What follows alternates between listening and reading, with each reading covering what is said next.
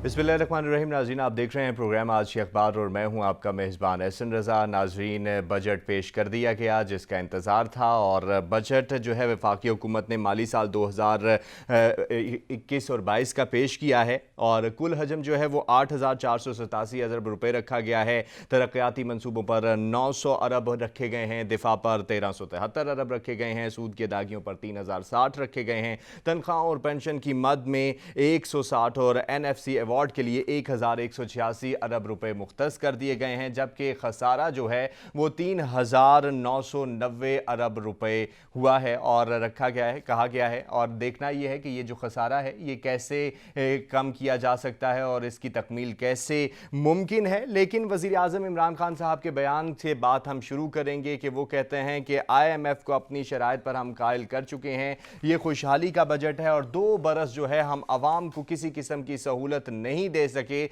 लेकिन अब जो है हम अपनी आवाम को सहूलतें देंगे और गरीब आवाम के लिए ही काम करेंगे ताकि गरीब आवाम के ऊपर टैक्स ना लगे, गरीब जो है अपनी ज़िंदगी जी सके। लेकिन अगर देखा जाए तो गरीब आवाम को इस 4.8 के शरह नमू के अहदाफ से कुछ लेना देना नहीं है, आवाम को GDP से कुछ लेना देना नहीं है। आवाम को इन तमाम जो एक मखसूस किस्म की टर्म्स हैं, बजट सरप्लस है या नहीं है, फिक्स्ड डेफिसिट है या नहीं है, इन तमाम टर्म्स से उनका कोई लेना देना नहीं है क्योंकि उन्हें इन चीज़ों का इल्म ही नहीं है। उनका लेना देना है रोटी से, कपड़े से, मकान से, किराए से, दुकान से और रोज़गार से, जो कि इस वक्त रोटी कपड़ा जो है वो बहुत महंगा हो चुका है। अंडे, देसी घी, दूध, पनीर, गोश्त, इनकी भी जो कीमतें हैं वो पहले के मुकाबले में बढ़ चुकी हैं और बाकी जो कपड़ा, मकान और दुकान और किराए हैं वो तो साथ साथ चलते ही रहते हैं, वो भी बढ़ते जा रहे हैं। और देखना यह है कि क्या गरीब तक इसके समरात पहुंचेंगे या नहीं, क्योंकि कह तो दिया गया है पेट्रोलियम मसनूआत की कीमतों के बढ़ने के इम्कानात जाहिर किए जा रहे हैं, अभी तो नहीं कहा गया लेकिन मुस्तकबिल करीब में ही, जिससे हम हमेशा कहते हैं कि बजट आ जाता है और उसके बाद फिर मिनी बजट की एक लंबी लाइन लग जाती है कि कभी एक बजट आ रहा है, फिर दूसरा मिनी बजट आ रहा है, फिर तीसरा मिनी बजट आ रहा है और जो कीमतें हैं ऊपर नीचे बढ़ती चली जाती हैं। वफाकी मुलाजमीन के हवाले से बात करेंगे तो वफाकी मुलाजमीन की तनख्वाहों और पेंशन्स में 10% इजाफा किया गया है, जो कि वफाकी मुलाजमीन ने मुस्तरद कर दिया। कल भी जो है हंगामा आराई होती रही, मुलाजमीन जो हैं वो एहतजाज करते हुए नजर आए और बैनर लिए खड़े रहे। उन्होंने कहा कि 25% की हमसे बात की गई और 10% जो है बढ़ा दिया गया, हम किसी सूरत भी इसको नहीं मानेंगे और ये ऊंट के मुंह में जीरे वाली बात है। और सवाल बुनियादी एक ये है कि क्या वफाकी जो मुलाजमीन हैं वो ही इस मुल्क के मुलाजमीन हैं और 10% जो उनकी तनख्वाह बढ़ा दी गई है, हालांकि बाकी जो अवाम है उनके बारे में क्या सोचा गया है, क्योंकि कहा गया है कि 20,000 रुपये कम से कम तनख्वाह होगी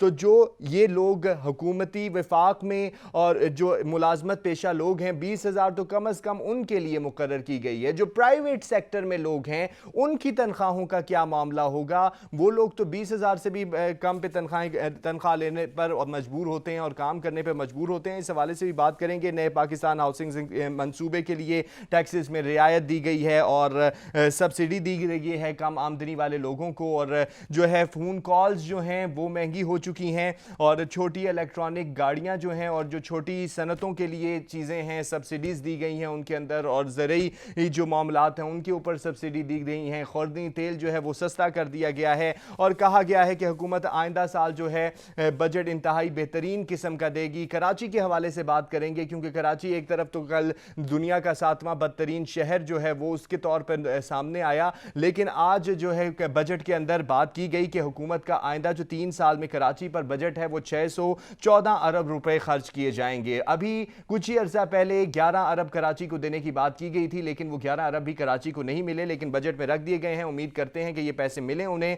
और वजीर खजाना जो है वो कहते हैं कि खसारा सरप्लस में आया है, कर्ज गिराया है, मुल्क को डिफाल्टर होने से बचाया है, अखराजात में कफायत जारी की है और तब्दीली सरकार की कारकर्दगी जो है वो इंतहाई ज़बरदस्त किस्म की है। लेकिन यही वज़ीर ख़जाना थे जो अभी कुछ ही अरसे पहले हफीज़ शेख साहब की पॉलिसीज़ को तनकीद का निशाना बना रहे थे और कह रहे थे कि हुकूमत ने किसी किस्म का काम नहीं किया, हुकूमत की जो ख़जाना की पॉलिसीज़ हैं वो बड़ी ख़तरनाक किस्म की हैं, क्योंकि शौकत तरीन साहब को भी आए हुए ज़्यादा अरसा नहीं हुआ। लेकिन अगर अब सब अच्छा हो गया है, सब बेहतरीन हो गया है, तो फिर इसका क्रेडिट जो है हमें हफीज़ शेख साहब को दे देना चाहिए چاہیے کیونکہ ان کی وزارت خزانہ کی جو طوالت تھی وہ شوکت ترین صاحب سے کافی زیادہ رہی ہے، اور اپوزیشن کے حوالے سے بات کریں گے تو سنیں گے نہ سننے دیں گے والی پالیسی رہی۔ کل بھی قومی اسمبلی کے اندر جو ہے ہنگامہ آ رہی رہی، اپوزیشن جو ہے دھڑلے سے بولتی رہی، بینرز اٹھائے رکھے اور احتجاج جاری رہا، لیکن شوکت ترین صاحب جو ہیں وہ مکمل کانفیڈنٹ کے ساتھ جو ہے بجٹ تقریر کرتے رہے اور انہوں نے تقریر ختم بھی کی،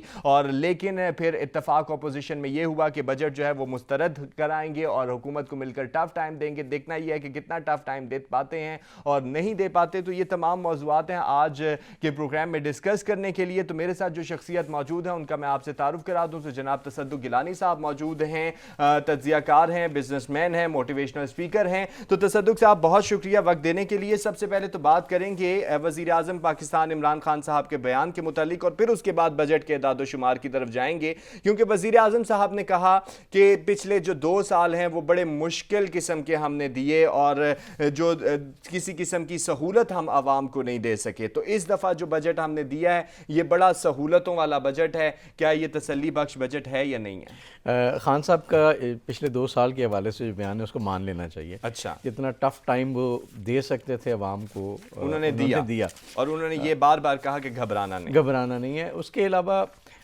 جو اکنامک پالیسی تھی وہ کہیں نظر نہیں آتی تھی۔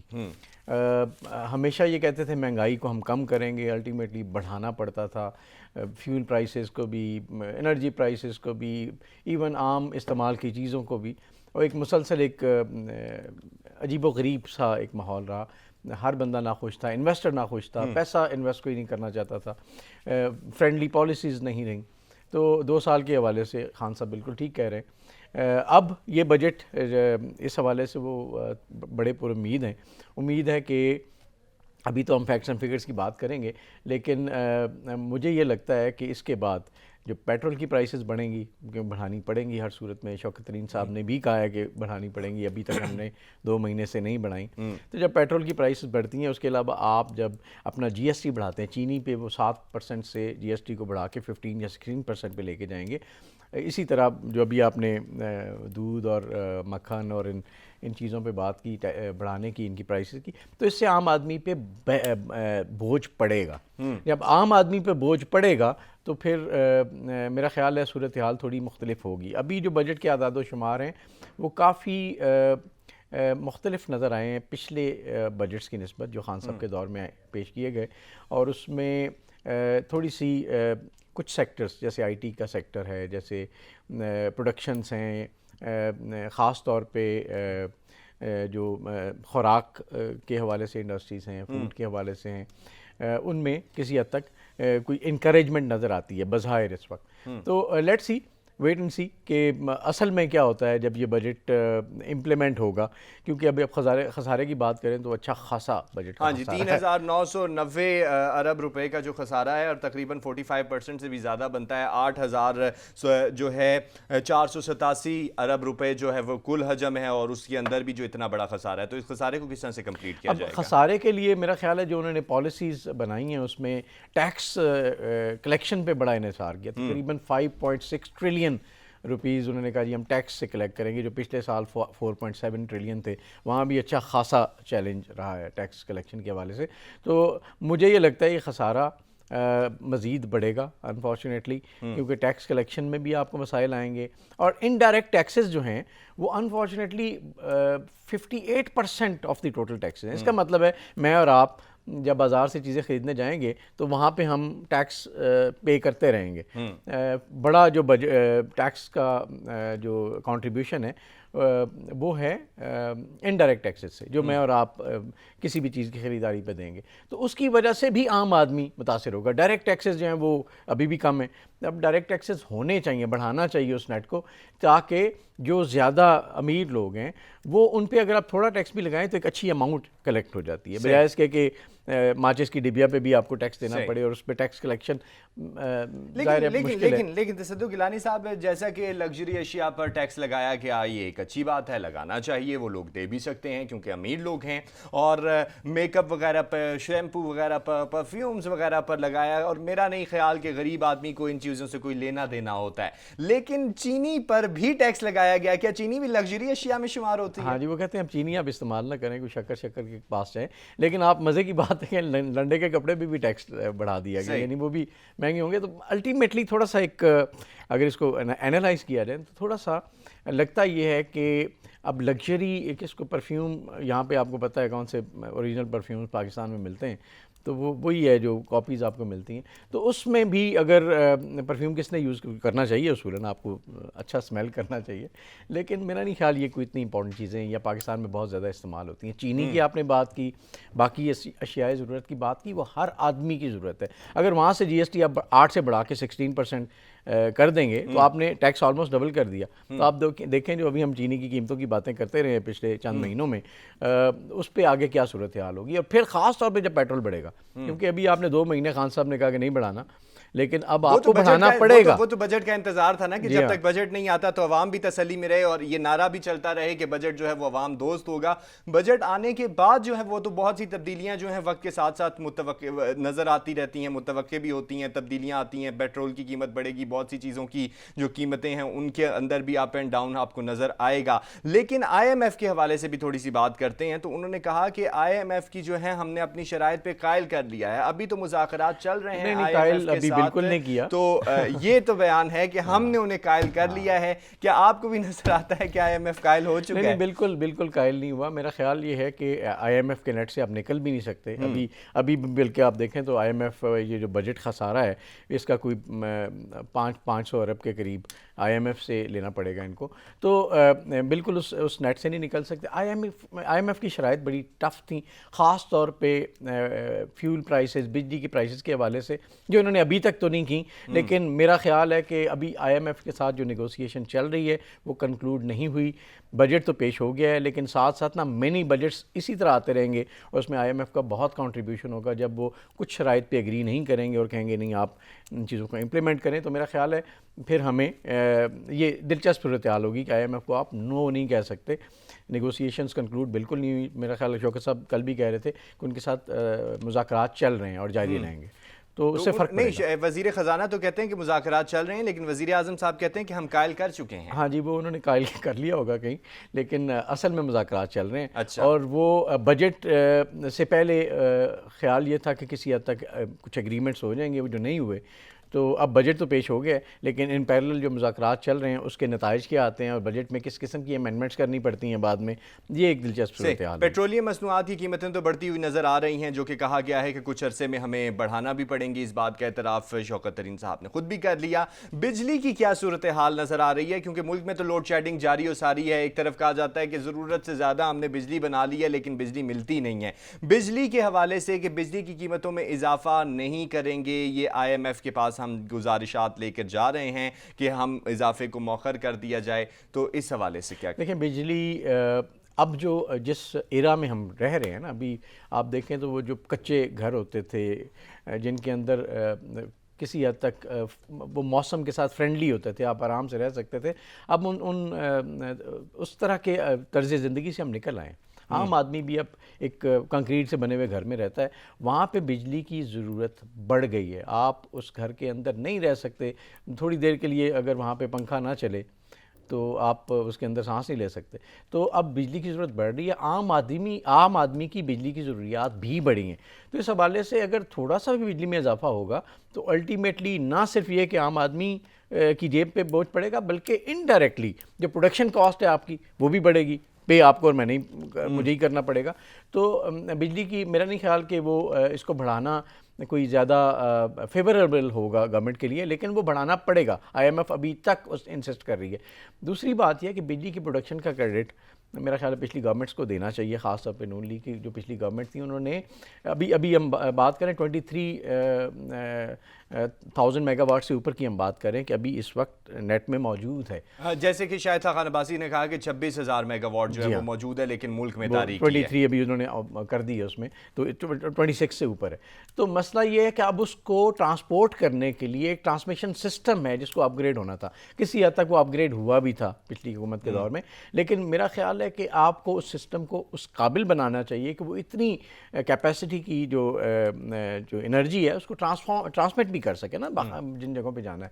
تو اس کو اپ گریڈ کرنے کی ضرورت ہے. آئی ڈونٹ تھنک کہ اس بجٹ میں نے کوئی ایسی چیز دیکھی ہو جس میں ہم نے یہ نظر آیا ہو کہ ہم ٹرانسمیشن نیٹ ورک کو اپ گریڈ کریں گے، ڈسٹریبیوشن نیٹ ورک کو بہتر بنائیں گے. ایسا کچھ نہیں ہے. اس کا مطلب ہے آپ کے لائن لاسز وہیں کے وہیں ہیں، آپ کا سسٹم شاید وہ بوجھ نہ اٹھا سکے جیسے پچھلے دنوں آپ نے دیکھا اور ٹرپ کر گئے بہت سارے یونٹس، تو اس سے فرق پڑے گا. تو میرا خیال ہے اس بجٹ میں کچھ نظر نہیں آ رہا. ابھی تو بجلی مہنگی نہیں ہوئی لیکن مستقبل قریب میں بجلی مہنگی ہونے کے خدشات ضرور ہیں. یہاں پر ایک بریک لے رہے ہیں، واپس آئیں گے تو وفاقی ملازمین کی جو تنخواہوں میں 10% اضافہ کیا گیا اور ان کی طرف سے احتجاج کیا جا رہا ہے، اس پر بات کریں گے. ہمارے ساتھ رہیے گا.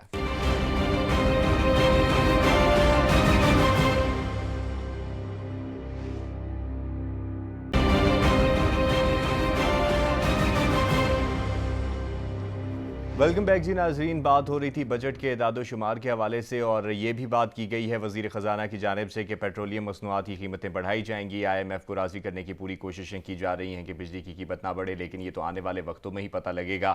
بجٹ کے بعد ایک اور منی بجٹ تو ضرور آتا ہے، تو شاید اس دفعہ بھی آئے. مہنگائی کے حوالے سے بات کی گئی اور ٹیکسز کے حوالے سے بات کی گئی. تو وزیر خزانہ جو شوکت ترین صاحب ہیں وہ کہتے رہے کہ ٹیکس نہیں لگائیں گے اور بہت سے ڈپارٹمنٹس ایسے ہیں جس پر ٹیکس نہیں لگایا گیا. لیکن اگر کلی طور پر بات کی جائے تو 383 ارب کے جو اضافی ٹیکسز ہیں وہ لگائے گئے ہیں. تو تصدق صاحب 383 ارب کے جو اضافی ٹیکسز ہیں، جو انڈائریکٹ ٹیکسز ہیں، وہ لگا دیے گئے ہیں. تو مہنگائی تو مزید بڑھ جائے گی. حالانکہ مہنگائی میں پسا ہوا پہلے ہی طبقہ ایک ہے وہ روز چیخیں مار رہا ہے کہ مہنگائی ہے، ہمارا جینا مشکل ہو گیا اور شاید غربت تو بالکل ہی ختم ہو جائے. جی خان صاحب، پچھلے کوئی چند مہینے سے ہر انکریز پہ کہتے تھے کہ جی آج کے بعد ہم مہنگائی کو کم کریں گے. اس پہ میں نے نوٹس لے لیا اور ہم جو ہے نا اس پہ کام کر رہے ہیں.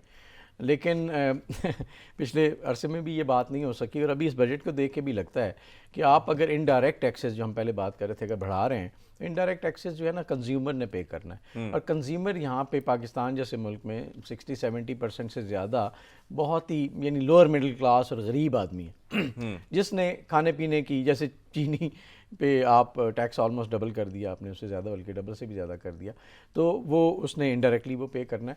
تو اس کا مطلب ہے کہ اگر آپ تنخواہ جو لیتے ہیں آج اور وہی تنخواہ آپ کی آگے کنٹینیو کرتی ہے کیونکہ آپ سرکاری ملازم نہیں ہیں، تو آپ کم چیزیں خرید پائیں گے ان پیسوں میں جو اب اس سے پہلے آپ خریدتے تھے مزید.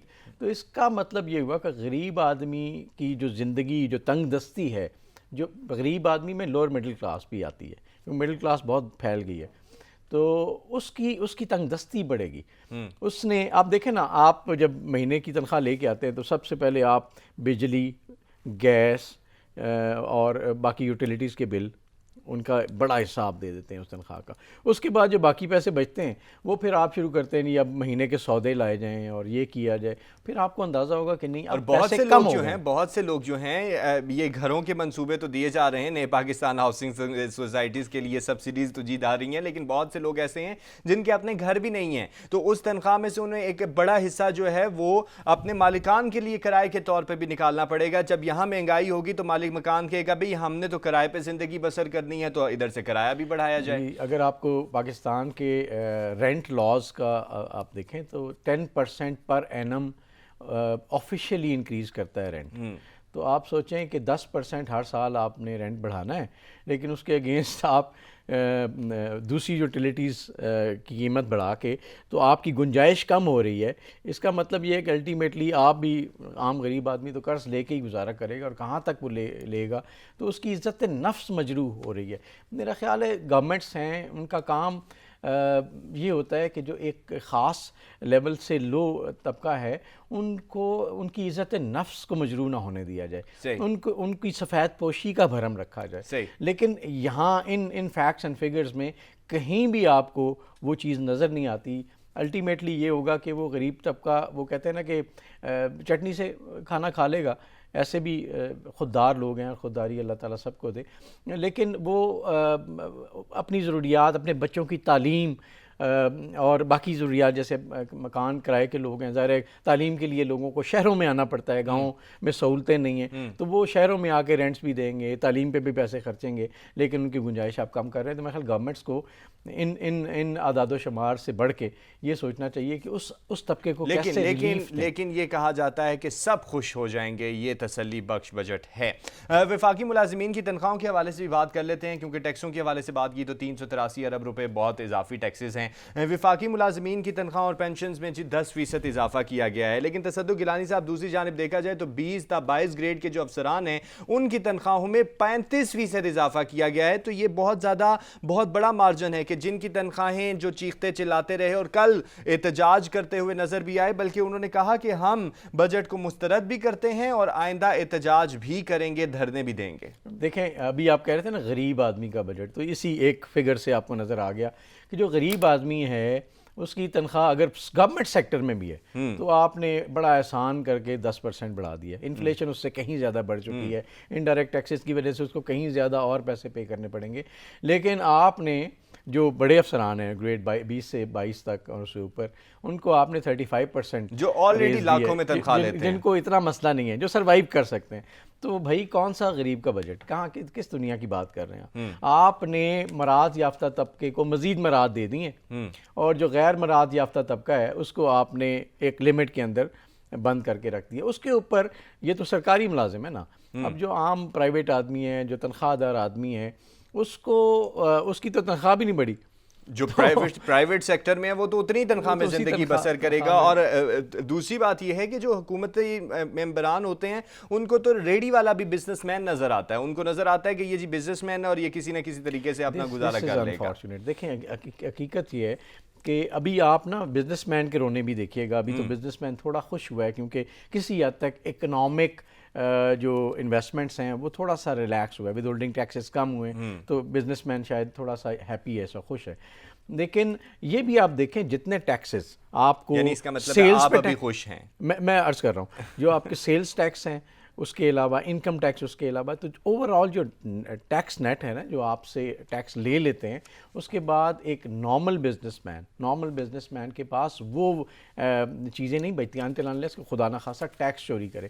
تو آپ لوگ پلیز لوگوں کو اس طرف یعنی قانون توڑنے پہ مجبور نہ کریں، ٹیکس لاز کو فلیکسیبل بنائیں. میرا خیال دیکھیں یہاں پہ نا تاجر کسی سے بھی بات کریں، وہ آپ سے کہے گا جی آپ ہمیں بتا دیں ہمارے سیکٹر سے آپ کو کتنا ٹیکس چاہیے، لیکن آپ ہمیں تنگ نہ کریں. کیونکہ جب حکومت تنگ کرنے پہ آتی ہے نا تو نیچے جو طبقہ ہے نا وہ پھر سونے پہ سہاگا، وہ پھر اپنی جیب بھرنے کے لیے اور تنگ کرتا ہے. تو بیسیکلی انوائرمنٹ پورے کا پورا تجارت کا خراب ہوتا ہے، لوگ انکریج نہیں ہوتے.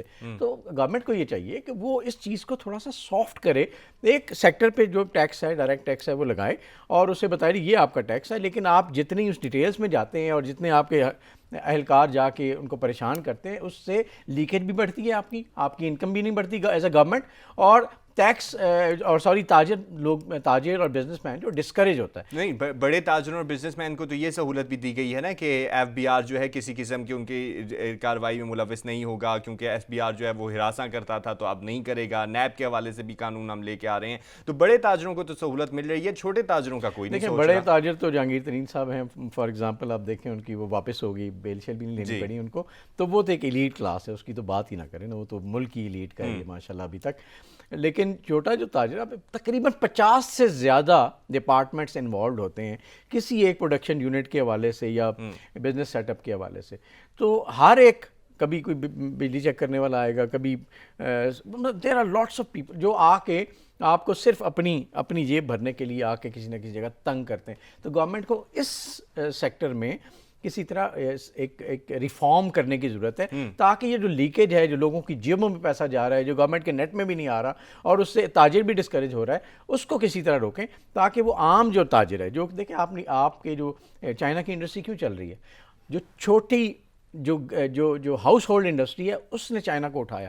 اب چھوٹی چھوٹی چیزیں دیکھیں وہاں سے بن کے آتی ہیں، تو اس وجہ سے کیونکہ اس کو انہوں نے سہولت دی ٹیکس ریٹ میں بھی اینڈ ادروائز بھی، تو اس کی وجہ سے انکریج ہوا. ہمارے پاس دیکھیں وزیر آباد جیسی انڈسٹری تھی. آپ چائنا کی بات کر رہے ہیں تو وہاں پر انہوں نے یہ بھی کیا کہ چھوٹی تاجروں کو بھی انہوں نے سہولیات دی ہیں. دوسری بات یہ ہے کہ انہوں نے وہی سہولیات ان کے گاؤں اور ان کے علاقوں تک پہنچائی ہیں کہ آپ وہاں سے اٹھ کے شہروں کی طرف کا رخ نہ کریں بلکہ یہیں پہ اپنی چھوٹی صنعتیں لگائیں اور ہم آپ کو جو ہے سہولیات پرووائڈ کر دیں گے. بہت اچھی بات ہے. دیکھیں یہ ویژن ہے نا، ویژن یہ ہے کہ فار ایگزامپل اگر آپ کو ایک جگہ چاہیے پروڈکشن کے لیے اور شہر میں وہ آپ آئیں گے، اس کا رینٹ بھی زیادہ ہوگا، بجلی کی کاسٹ بھی زیادہ ہوگی، وہاں پہ ٹرانسپورٹ کے مسائل بھی بعض اوقات عجیب و غریب ہوتے ہیں، تو وائی ناٹ کہ اسی گاؤں میں جہاں پہ آپ کی پروڈکشن کاسٹ بہت کم ہو سکتی ہے، سستی لیبر مل سکتی ہے، لوگوں کو وہیں روزگار مل جائے گا. یہ ویژن کی بات ہے. ہمارے یہاں انفارچونیٹلی کسی نے اس طرح سے سوچا ہی نہیں ہے کہ جو آپ نے بات کی، میں ابھی وزیر آباد کی مثال دے رہا تھا کہ وہاں پہ ہوم انڈسٹری تھی، گجرات کی ہوم انڈسٹری تھی لومز والی، سب تباہ و برباد ہو گئی. آپ نے انکریج ہی نہیں کیا ان کو، اور آپ جو ہے نا ایک خاص کلاس کو آپ فوکس کرتے رہے، اور وہ جو عام طبقہ جس نے ایکچولی آپ کی اکانومی میں کنٹریبیوٹ کرنا تھا، جس نے ایکچولی روزگار پرووائڈ کرنا تھا، چھوٹا صنعت کار، اس کو آپ لے کے آتے، ایک ورائٹی بڑھتی، آپ کی مارکیٹ میں چیزیں اویلیبل ہوتی، اور اس کے بعد لوکل روزگار لوگوں کو ملتا، اور کہیں نہ کہیں وہ لوگ ان کا نیٹ چونکہ بڑا ہوتا ہے، زیادہ لوگ ہوتے ہیں، ان کی کنٹریبیوشن اکانومی میں بڑھ جاتی ہے. تو وہاں پہ ہم نے کچھ نہیں کیا، اور نہ ہی اس بجٹ میں آپ کو کچھ نظر آیا. نہ ہی اس بجٹ میں ہمیں چھوٹے صنعت کار لیے کچھ نظر آیا. مزید باتیں بھی جاری رہیں گی بجٹ کے حوالے سے. تصدق گیلانی صاحب، کیونکہ بجٹ آ چکا ہے تو تقریباً آنے والے پروگرامز میں بجٹ کے اوپر بات کرتے رہیں گے. تھوڑا سا کراچی کے حوالے سے بجٹ کی بات کرتے ہیں. تو کراچی کو سہولتیں دینے کی بات کی گئی. کل اگر دیکھا جائے تو ایک جانب یہ کہا گیا کہ دنیا کا یہ ایک بین الاقوامی جریدے میں دی اکانومسٹ میں کہا گیا کہ دنیا کا جو 7ویں نمبر کا بدترین شہر ہے وہ کراچی ہے. اس کراچی کی بحالی کے لیے 607 ارب روپے خرچ کرنے کا منصوبہ دے دیا گیا ہے اور کہا گیا ہے کہ یہ ہم خود خرچ کریں گے. تو کس طرح سے ممکن ہے؟ کیونکہ پہلے 11 ارب کی بھی بات کی گئی تھی، وہ بھی آج تک ملے نہیں ہیں. نہیں، وہ 11 ارب میں سے بھی 8 ارب دینے تھے میرے خیال میں وفاقی گورنمنٹ نے، 300 کے قریب انہوں نے دینے تھے. لیکن ہوا یہ کہ وہ تو نہیں ملے. اب میرے خیال اسی کو تھوڑا سا ٹویسٹ کر کے اس بجٹ میں ڈال دیا. دیکھیں ہماری جو اہل اختیار لوگ ہیں نا، ان کی اب شاید ان کو اب ان چیزوں پہ شرم بھی نہیں آتی کہ کہیں کسی جگہ ہمارے ملک کسی شہر کا نام ہے اس طرح سے لکھا جائے جیسے لکھا گیا ہے، اور اس کے حوالے سے ہم کچھ کرنا چاہیں. ہم اپنی پولیٹیکل گیم سکورنگ میں لگے. وفاقی گورنمنٹ اسد عمر صاحب کا بیان آتا ہے جی کہ آپ کون ہوتے ہیں سندھ والو، ہم کریں گے خرچ، ہمیں خیال ہے سندھ کی عوام کا، ووٹ لینے ہوں گے یا کچھ بھی ہوگا. سندھ والے کہتے ہیں جی آپ کون ہوتے ہیں، یہ ہمارا ٹیریٹری ہے، آپ ہمیں دیں پیسے، آپ نے وعدہ کیا تھا، ہم خرچ کرتے ہیں. تو کیوں نہیں ایسا ارینجمنٹ ہو سکتا؟ اگر عوام کی بات کرتے ہیں تو ایک کنسورشیم بنائیں جس میں وفاق بھی ہو، جس میں وہ بھی ہو، سب کی کنٹریبیوشن ہو، سٹیک ہولڈرز اس کے اندر ہوں، اس کی پراپر ایک آپ مانیٹرنگ کریں اور کراچی کے حالات کو ٹھیک کریں. تو پوائنٹ آپ سمجھ رہے ہیں نا، پوائنٹ یہ ہے کہ کراچی کی ترقی سے کسی کو غرض نہیں ہے، لینا دینا نہیں ہے، صرف انہوں نے اپنے پوائنٹ سکورنگ ہے، پوائنٹ سکورنگ کی بات ہو رہی ہے. کراچی کی ترقی کی جہاں پہ بات ہو رہی ہے تو ملک کے جتنے بھی ڈپارٹمنٹس ہیں، دیگر شہر ہیں، ان کی ترقی کے حوالے سے بھی اقدامات کرنے ضروری ہیں. بجٹ تو آ گیا کیونکہ وزیر اعظم صاحب نے کہا کہ سب خوش ہو جائیں گے، تو ہم امید کرتے ہیں کہ سب کے سب جو لوگ ہیں وہ خوش ہو ہی جائیں. آج کے پروگرام سے اتنا ہی. اپنا بہت سارا خیال رکھیے گا. پاکستان زندہ باد. اللہ حافظ.